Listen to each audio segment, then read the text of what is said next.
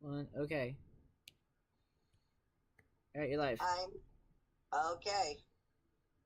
Hi, my name is Victor Velchta. I don't think anybody's here yet. So we can wait or I can start talking. Maybe we'll wait a couple minutes here and see if anybody shows up because it's still early time. Hold on one second. Yeah, wait. Yeah, gonna wait a couple minutes. I looked and there's not any questions that came across email or in messages for this session, so uh, there's nothing for me to answer there, at least.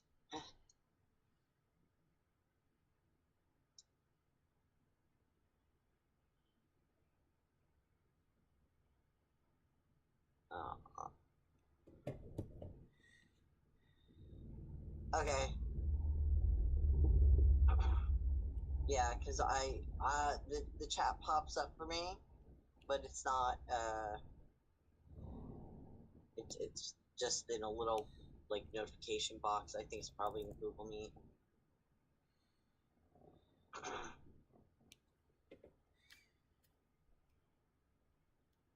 Uh,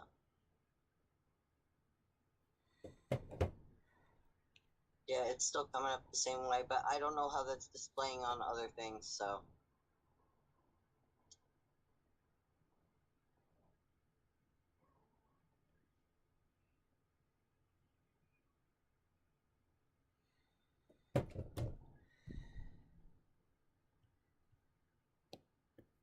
okay. And anybody who's watching replay of this, sorry for the technical difficulties.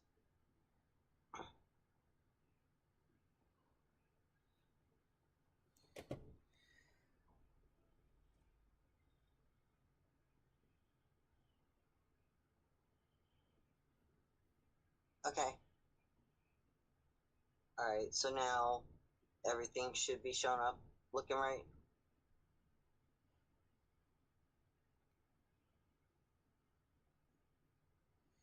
Okay.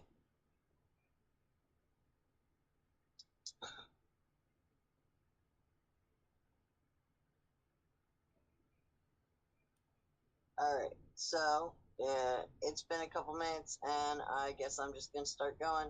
And like I said, if people are watching this on repeat or whatever else, you can just skip the first couple of minutes because we had some technical issues and we're waiting for people to show up. Um, so, hello, my name is Victor Velchta. I am a board member with Transgender Task Force and the administrator of our LGBTQ focus database, which is called LAMP.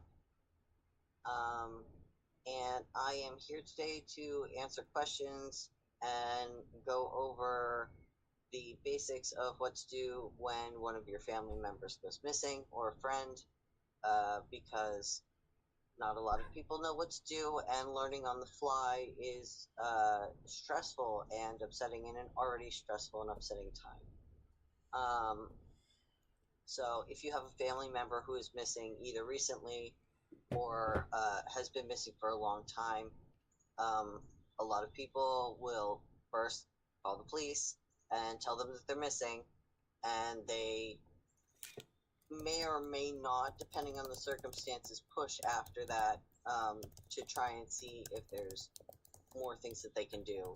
Um, Unless there is an emergent circumstance, like they believe some foul play is involved, the police probably will not go out and physically look for your family member. Um, if there's foul play involved, if there's a kidnapping, or if there's a disabled child or something like that, they may go look.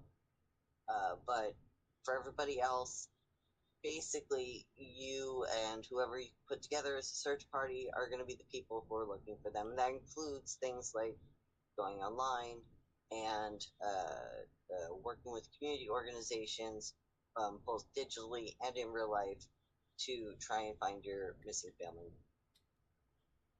There are a lot of groups that will help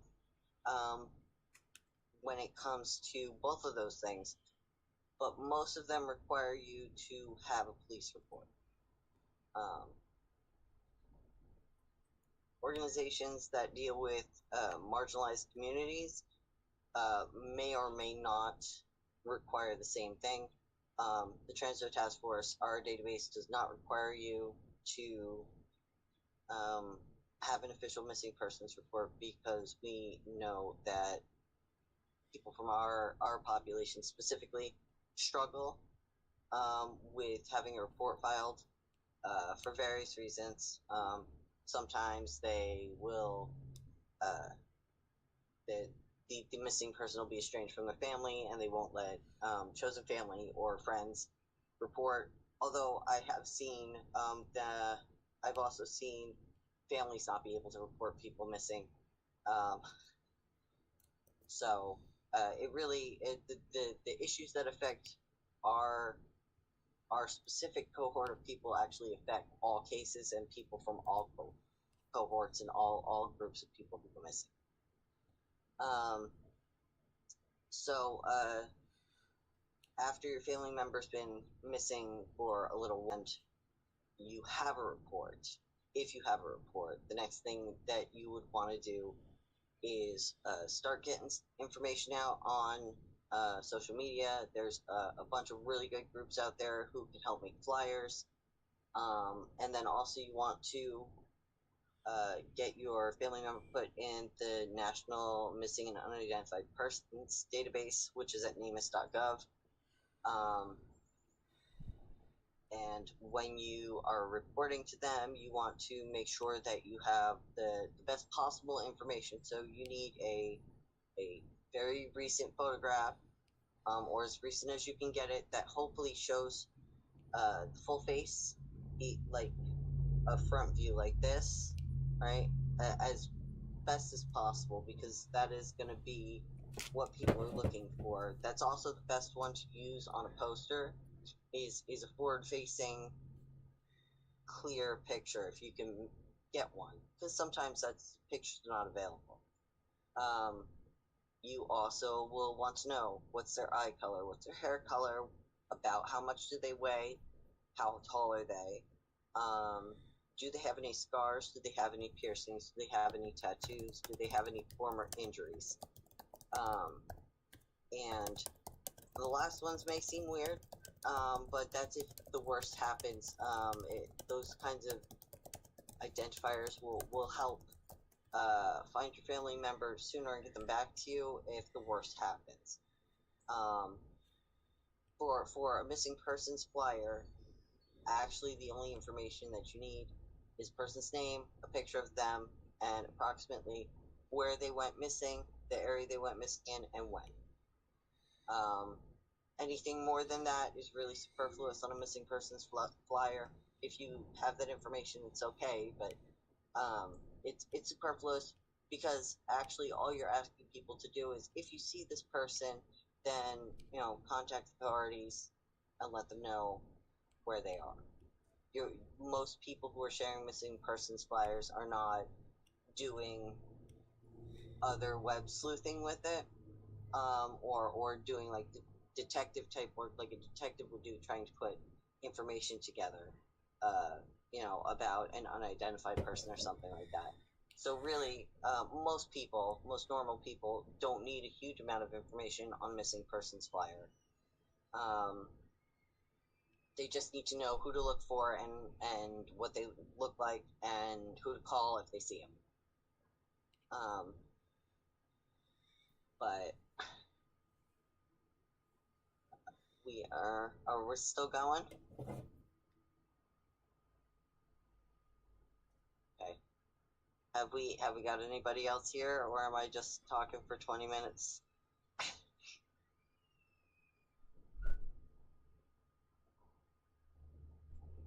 Because I can keep going. Oh, hey. Yeah, we can answer questions, hopefully.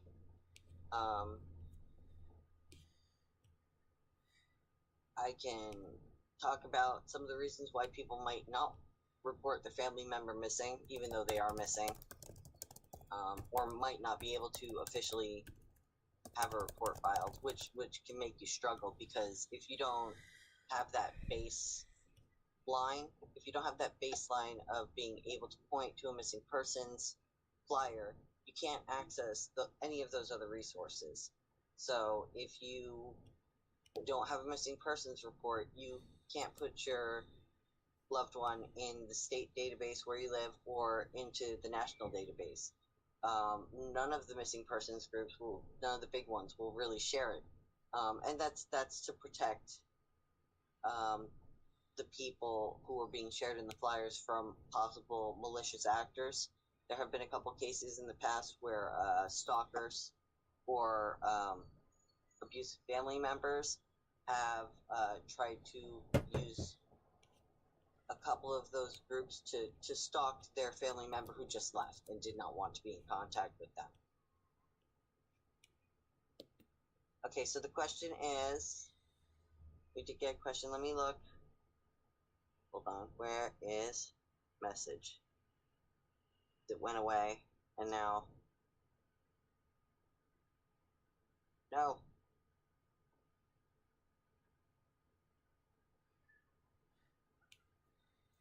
I can read you the question. People won't be able to hear me, but I can read it to you.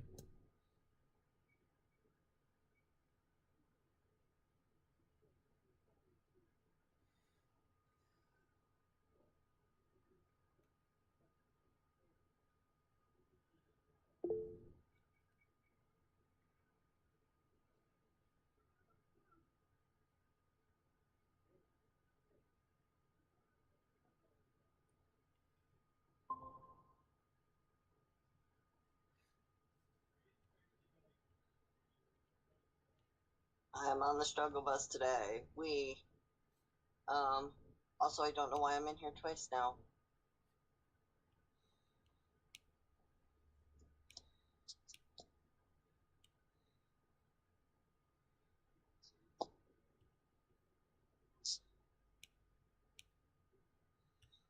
Okay.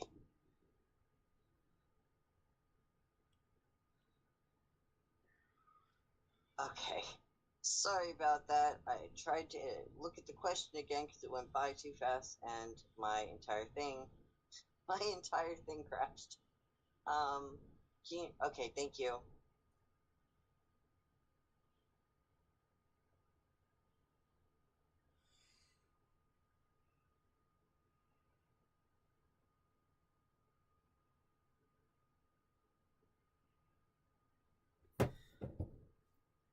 The question was about when you enter in a missing persons case. All right. When you enter cases in Amos, do you have to wait for law enforcement to approve it for the page for it to be available publicly? Yes. If you enter it in, the department still has to approve it. So they may change it, they may take things out, they may switch ownership of it in the NamUs system over to themselves, or they might leave it in your queue. But they can go ahead and approve it. They can also restrict it. If they restrict it, then you can't open it anymore either, or see the stuff that you entered. It will be in your dashboard in in your list, and it'll just have a red restricted label on it. And then there's also pending. Pending means either there hasn't been a response yet, or they have not reviewed it yet, and you can't change it, but also the public can't see it. It is basically sitting in limbo. And you have to wait for approval. If you struggle with that, you can either call the NamUs case manager that you should have, or you can contact the department and ask them why they have not approved your family member's case in the data for the NamUs database yet. And they may or may not argue with you about it. Unfortunately, it really depends on the department that you're dealing with, like how that goes.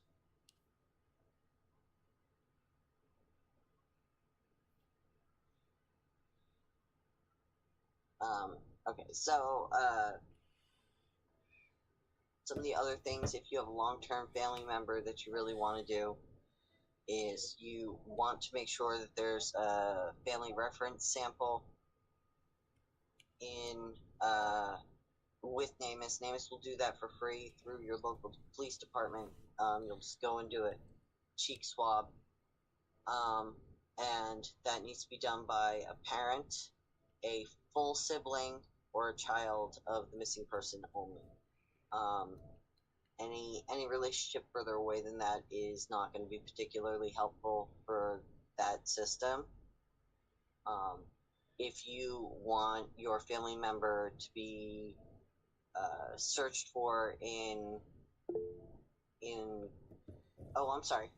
Um, if you want people to be able to look for your family member if they're doing forensic genetic genealogy, then you would want to make sure that you put a commercial test in. Do a commercial test with Ancestry or 23andMe or MyHeritage or Family Tree DNA, and then upload it to GEDmatch. And you can opt in for law enforcement matching, and that'll give you the best chance, because then if your family members found and they're doing the forensic genealogy on them, then um, it'll pop up as match right away, and they'll be able to identify them really quickly.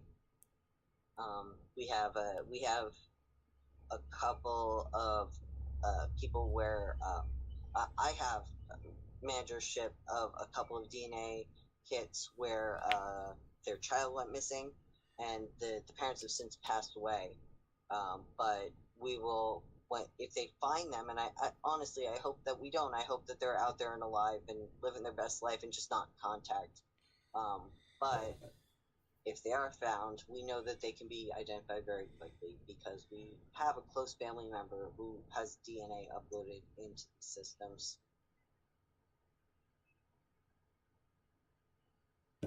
I know when we talk about missing people, we don't want to necessarily think about the worst possible case, but if your family member has been missing for a significant amount of time, it unfortunately is something you have to think about. Most missing people are found safe within 2 weeks, actually, of going missing. I'm gonna like spitball it. I'm gonna say probably about like 75% of missing people are found within the first 2 weeks, and then there's also another maybe 20% who are found, in the next couple of months. It's really only a very small percentage of missing people that stay missing for a significant amount of time. And of those, some do just go off and leave, or they're away for a different reason, and they're fine. And some are found unidentified, or they're found deceased and they are put into the unclaimed persons database. So that also exists at NamUs, or they are held in local databases or ledgers, because they're buried there. So if you have a family member who's missing for a significant amount of time, then the kinds of steps that you would take to try and find them would be in some ways similar, but also there would be some extra steps. So you'd also want to start looking at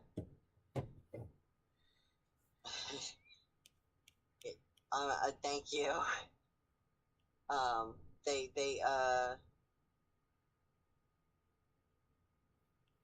if your family member is missing for a significant amount of time, then you will want to start looking at the unidentified persons. You also may want to look in unclaimed persons database as well, or old newspapers, because sometimes people have gone missing and been found, somewhere else and identified, but they didn't know how to get in touch with next of kin if it was a very long time ago, or they just didn't. Um, and if you're looking through unidentified people because your family member has been missing for a significant amount of time, there's a bunch of different ways to search for that, and there's a bunch of people who will help you as well. But really, one of the best things you can do is to make sure that your DNA is in the databases that are going to help identify them. And if you have DNA available, right? So familial DNA very close for the government databases. Further away is possible, like a further relationship, like a cousin or half sibling or something. It can put DNA in for the commercial databases and have the same effect. That's very close relation and will also result in very quick identification. Um,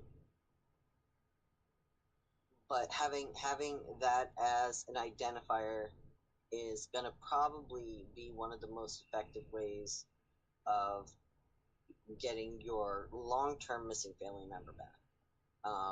Some places share different information with federal databases, so it's really a crapshoot depending on the statutes of those different states whether or not other kinds of information is going to be available. So, like, Ohio doesn't share dental records but does share DNA, and that's by law. So, all right. So the question was, what if a missing person isn't a close relative? Like, can we like report someone that we know is a distant relative uh, or a friend um, missing to LAMP? Yes. We will take the reports of any missing LGBTQ plus people, also sex workers, and anyone who's involved in the kink community. And we do not require a missing persons, like an official report to look for people, because we know that there's multiple reasons why people would not want to be in contact with the police. And also, we are very aware of intersectional oppression that happens um, more with the LGBTQ plus community than in the regular in your general public. Um, so it may be significantly more difficult for a queer person to get reported as missing than if the soccer mom down the street went missing.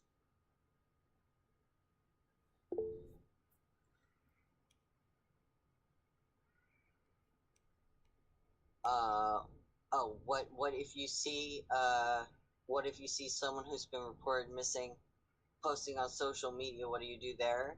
Okay, so I have seen this. Um, I've seen people who are reported as missing posting on social media. Uh, but in our case, they were children. They were missing kids, and they were missing queer kids. So for those cases, no, I wouldn't call the cops. Because I think it's a safety issue, and calling the police with their life in danger. So I will personally monitor the situation, and I might reach out and make sure that they are okay. But I would not call the police on anybody who was queer or black or an immigrant or any of that stuff, even if they're posting online, because you could actually be endangering their life. And I know that it seems ridiculous, but people have been shot and killed during like welfare checks before. So, what's better way to handle that is, if you really feel the need to intervene in a situation like that, is maybe reach out privately and say, "Hi, did you know that you have a missing persons report for you?"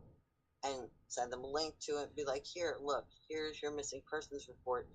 If you're an adult and you contact the police and you say, 'I'm not actually missing,' they might ask for verification of who you are, but they will remove you.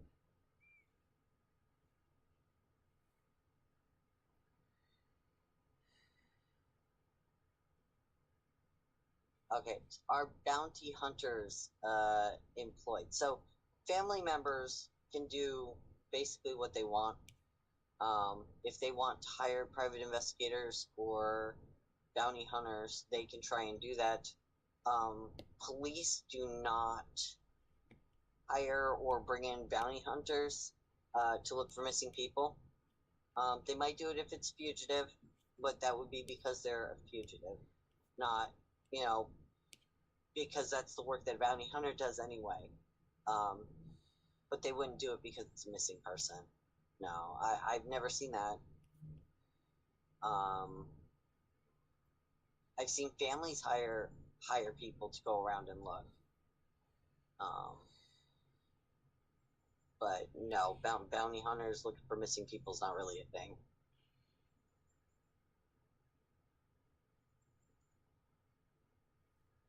That was a good question, though. It's a new one. I haven't heard that one before.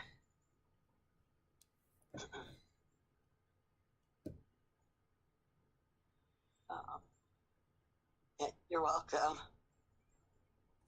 Um, yeah, so, yeah, we are still available to take questions.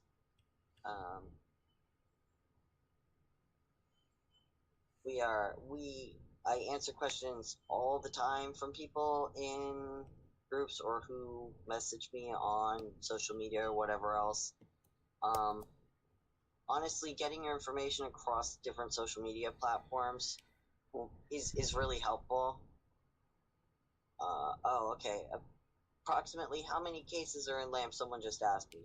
So my data entry is a little bit behind right now, working on it, but it's a little bit behind. At last count, I think in the past 3 years we have dealt with 1,750 plus missing persons cases from around the world. We have about 600 unidentified persons cases. We have 45 unclaimed persons, and we have, unfortunately, too many murders for me to actually count because there's just, it's constant with the murders. There's unfortunately, I just got sent one again that was from 6 years ago that I'd never heard of. So we also track that. Probably total number of people in LAMP right now is probably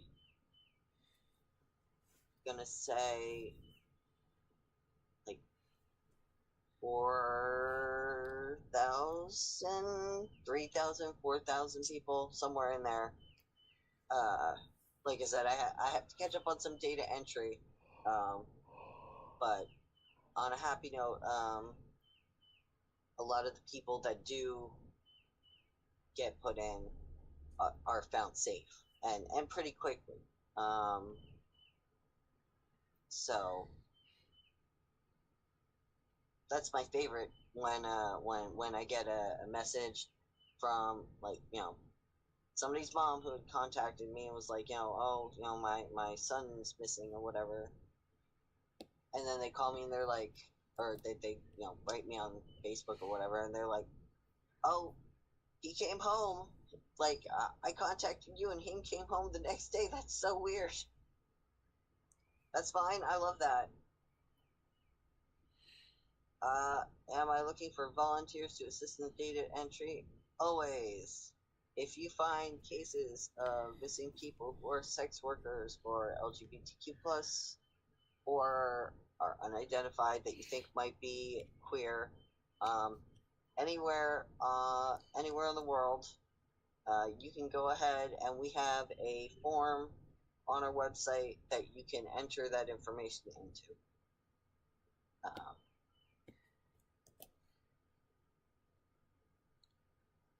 what does that entail? It entails filling out a Google form. There is, I believe, either a 5 or 7 page form. What you need to know actually is their name, the date that they went missing, and the source. So the source material, if you like the source of why you think they're a missing person, just a link to that. And with that amount of information, I can go from there and build on it and stack. But if I get that, even just that much on the case in the database, that is extremely helpful to me, so I can go back and make sure that I have as much information as possible, and can also track what's going on with them, reach out to whoever needs to be reached out to, spread the word in the local community, start getting social media posts up, maybe make a flyer.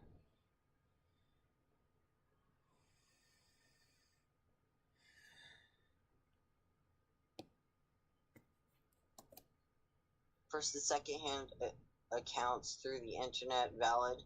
They can be. I'll double check if there's no official sources. I will double check everything and see if I can figure out what's going on. We have a couple of people in our database right now who are not officially listed as missing. They were reported as missing by friends, and their social media posts just kind of drop off at some point. And that after the point that the friends said they hadn't heard from them, they're just not seen anymore on any social media that they were known to be on, or anything like that. So in cases like that,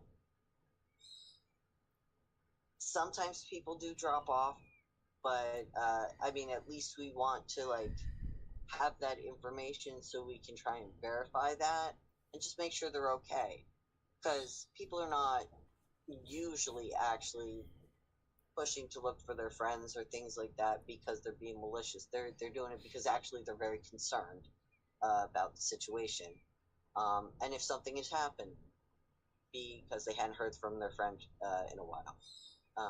We had a case last year where it was a trans lady, and her name was Claire, and Claire, one of her friends from California, hadn't talked to her in about 2 months, and was really worried because he said, she was not doing real well mentally for a while and was having some trouble with work and living situation, and then she had just dropped off. She just completely dropped off of everything, whereas before she was, posting videos and stuff on TikTok and posting on different accounts and, talking to people.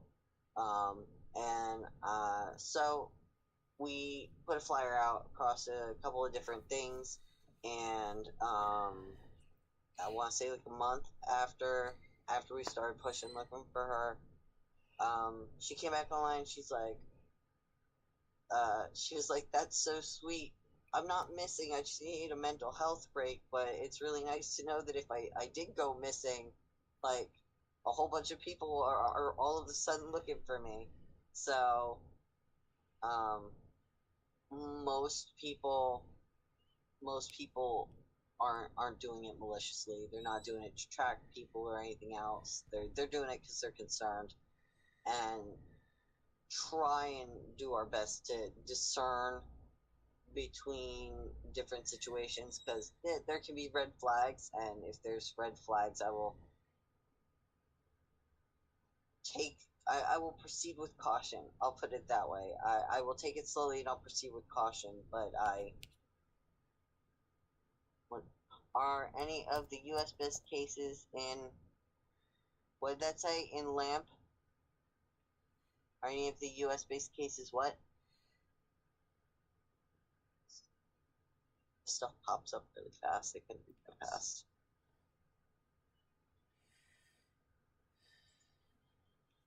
Oh, yes. Yes, there's definitely cross posts from Namus. So some of them were found in Namus, both missing and unidentified. and some are cases that I've put in. If we find cases out somewhere else in another database, or in an old newspaper, because we've done that too, where a person is still missing and LGBTQ, I will enter the information into NamUs myself, and track it through the system and push for it to be worked on. Basically, um, there are 5 people listed in the trans category right now on NamUs, and I am the one who's entered all of them. So,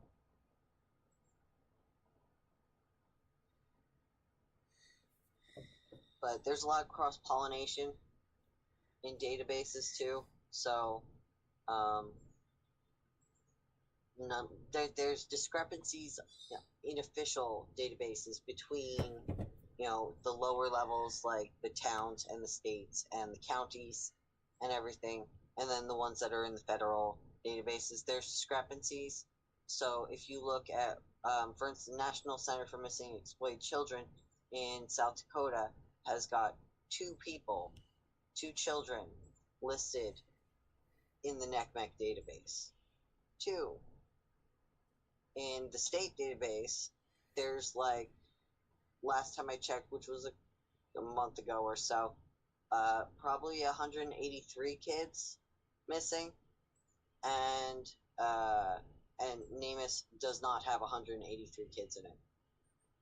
So there's discrepancies, and usually it has to do with the amount of time that someone's been missing. So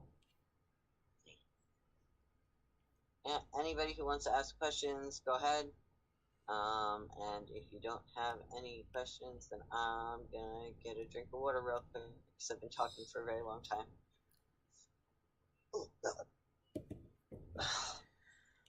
Alright. Alright, I'm gonna drink off camera, because that's gross.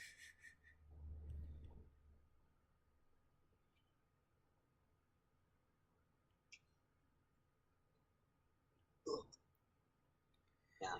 And then also, if you are stuck on a step of your process of what you're doing, if you need help with something, I am around a lot. You can send me a message, you can send me an email, and usually there's a quick answer to things. But if there's not, I love fielding weird questions, that also helps me figure out how to fix weird problems. So, don't think, like, if it's a weird question, oh, I can't, because no one's gonna know how to deal with this. Even if I don't know how to deal with it, I am sure I can think of things that we could try.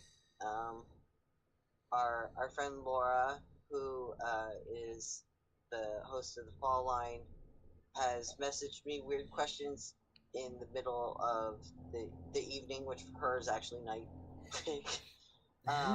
or early in the morning, and been like, "Here's a weird question. Where else do I look for this information?" And there's a lot of weird places to look for stuff, so you never know.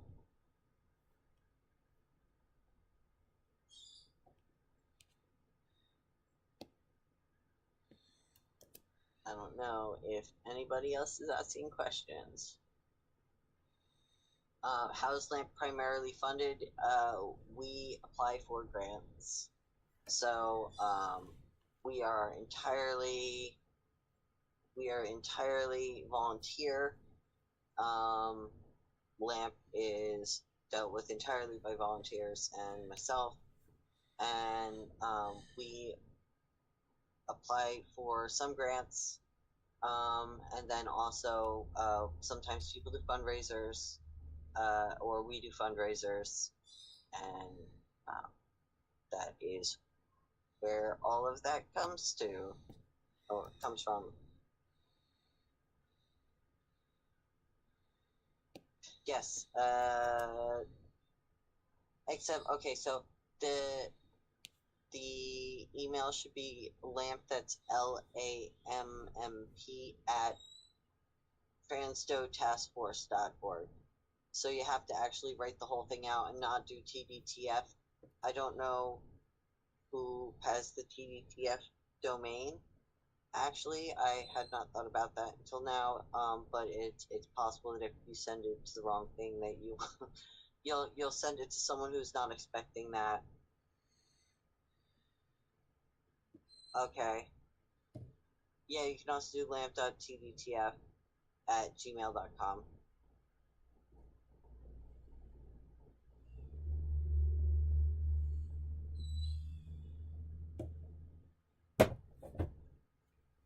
Yes, we do take donations. There is a donate page on the front of our website, and donations go towards not just LAMP, but also towards the forensic genetic genealogy work that we do, trying to identify unidentified people who may have been queer or sex workers or kinksters.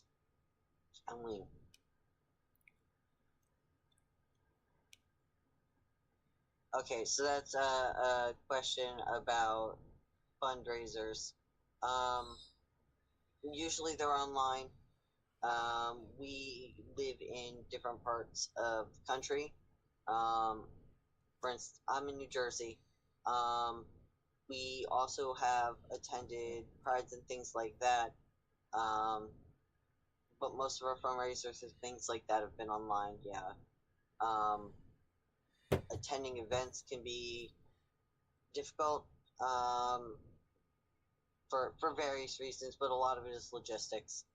But also, I am not the person in charge of fundraising, so. Are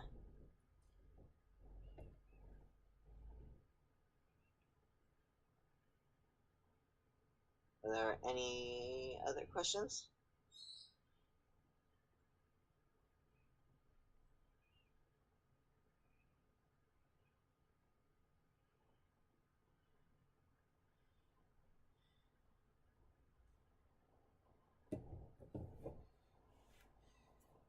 Okay, yeah, Anthony says that they encourage fundraising on like birthday posts for Facebook and things like that. Um, like I said, I'm not really in charge of the fundraising. I like being a background geek, actually.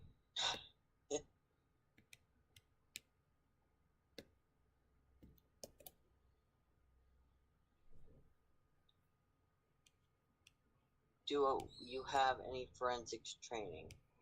Um, you would have to define what that means. I am a trained forensic genetic genealogist, um, which is what I need for what I do. And Lee's also had forensics training for like what death scene investigators go through. Lee has gone through training for that, and Anthony has a doctorate in this. But I don't go to crime scenes or anything like that, so the level of forensics training that is needed for my job uh, really extends to doing the forensic genetic genealogy. The rest of the stuff that I've learned, it has been learned over decades of doing this. Um, Also, because I had to learn how things worked when I was looking for my great uncle who was missing, but I thought that that he might be a doe, so I was trying to match that. Yes. Um, so uh, there's a lot of it that's learned by actually having to do the work. Um, but for my work that I do as the LAMP database administrator, I have training doing forensic genetic genealogy. So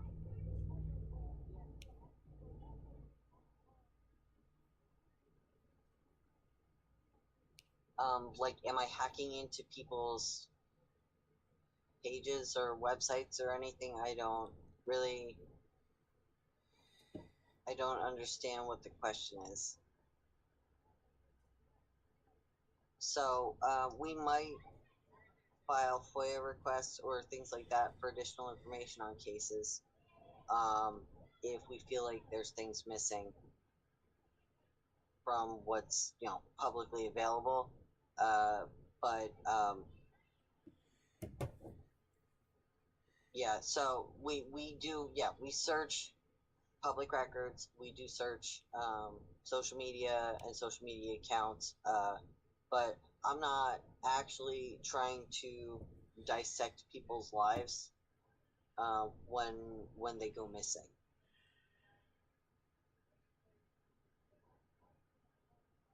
I'm basically looking for things that will help find them um, safely, or help identify them, and other things that are going on in the background, and doing like forensic data mining is not. I could do it, but I don't.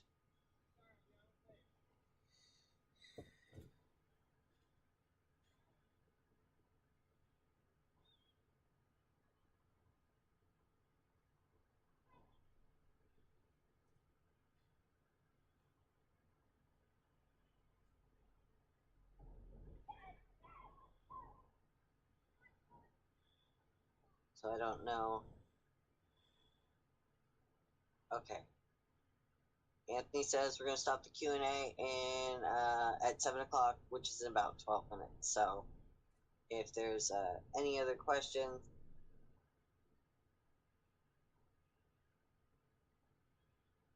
then we can try and answer them.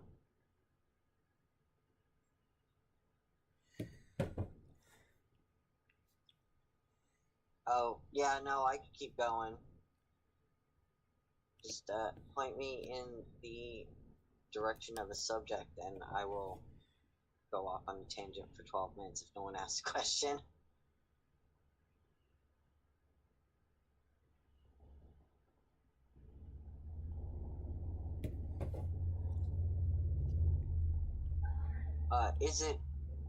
Is it legal to do digital forensics on these cases?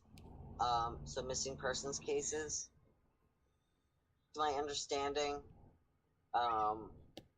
not unless you have a warrant, and I'm not a cop. So is it legal? Probably not. Does that mean that some people don't do it? I'm sure people do it. I don't do it. Do the cops do it? Probably also not. Because yeah, no. The police, if you're just missing and you haven't committed a crime and you're not doing anything nefarious and you're not a notorious, member of a drug cartel, the police do not care if you go missing.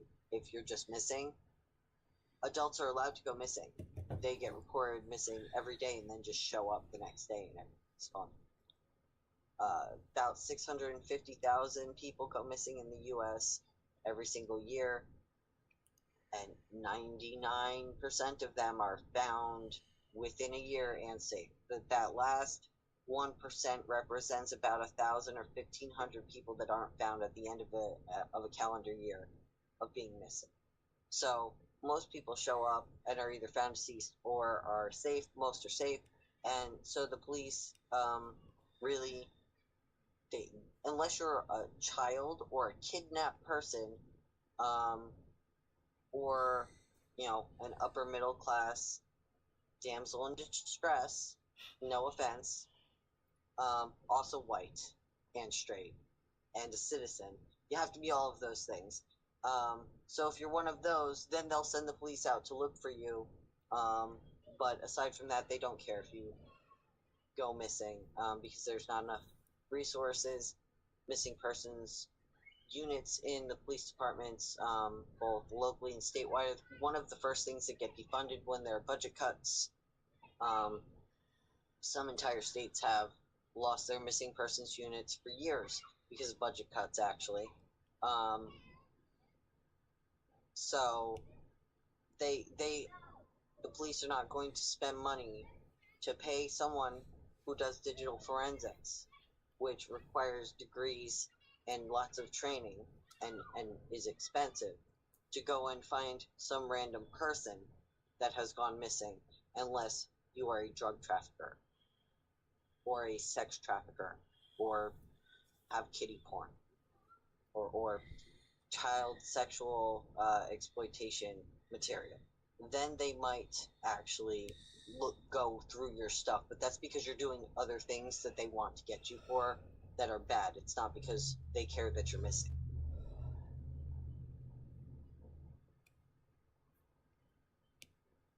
And I don't want to like make it sound like an unfeeling thing. Most missing persons organizations do care, but they will also field a lot of data and have a limited reach. So people find their niches and they stay in them, and they basically do that niche stuff because there needs to be a group that works on it. It can't just be one person doing everything, right? With the police, when they have a missing persons case, unless there's red flags in that case, they just assume someone's going to show up one way or another. This will resolve itself. This is a finite situation. Now, that doesn't always go well. It doesn't always go well. It does mean that they're not going to expend a lot unless there's a reason. Do they think people are dead? If they think people are dead, they'll go and look for them once they're dead. Do they think someone's in imminent danger? They might go and look for them then too. Have they been kidnapped? Are they a child? Are they autistic? But even then, the people, the very specific people that they'll look for who have these problems, are either white children, or white women, because we see a lot of cases where, autistic or people with mental development issues, who have gone missing from group homes, who are men or who are black or who are Hispanic, can't even get a 2-line notice in the local newspaper that they're missing, and no one looks for them until they turn up one way or the other. We had a case a couple years ago here in New Jersey, where 2 guys went for a walk, which they usually did. They were living in a group home, and they went for a walk over to the local Wawa, which is a convenience store for anybody who's not in the area, and they didn't come back. And the group home did not report them as missing for a week. They were gone for a week before the group home reported them as missing, and the police did not contact the media or the neighbors on the same street or anything for a month. And I only know about this case because one of the ladies that lived on the street got a notice on her door to check her sheds in case they were in the sheds. And I think she was one of the only ladies in the area who was actually going out and looking for them, because she was so upset that these guys just disappeared. And she says it's because they're poor, and it's because they have mental issues, and it's because one of them is black and one of them is Hispanic. So, yeah, the community is more likely to take action as far as that goes. But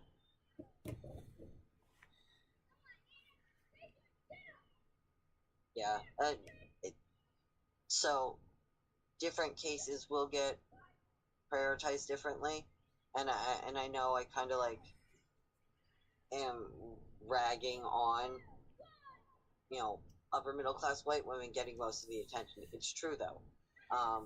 the problem is not that they get that attention. I'm happy that they're getting that attention. That's great for them, and it's great for their cases, and it makes it more likely that they're going to get found. What's upsetting is that there most cases don't get that. Most times when people go missing who aren't upper middle class white ladies, they just get ignored.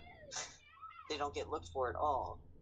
Um, when they were looking for Gabby Petito, they found nine bodies in that area while they were looking for her. They didn't look for them though. So that's not great. I think that probably some more equity in the way cases are dealt with would improve things quite a bit. We don't need some cases to get just a huge, overwhelming, crazy response. We just need like a decent amount of attention and response for all cases. And I think then things would be resolved more quickly. Now, if people are in an area and they know somebody is missing, people will look. Like they will, even complete strangers. We had a kid go missing here a couple weeks ago. Not for very long, for a couple hours. And they put the word out on Facebook, and people actually, like parents in the area, got in their cars and drove around looking for him. So, you know, we had a guy at our local tent city who went missing in the swamp. And they had 45 people show up in the cold to go and look for this guy because he was lost, in the woods. So people will look, and people do care. You just got to get the information from the right people a lot of the time, and also hold law enforcement and hold agencies and hold organizations feet to the fire when it comes to dealing with people properly, doing what they are supposed to be doing, and family members of missing people shouldn't have to push so hard just to get basic services. You know what I mean?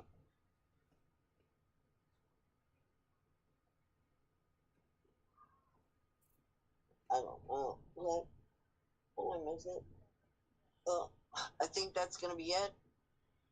Thank everybody so much for showing up, and if you have any more questions at all, please send me a message or email us, and I'm sure that you'll see me around because I'm always around. Thank you so much, and have a good night, everybody. Oh yeah, you can also comment in the archives of the stream, Anthony says. Alright, night night. Thanks so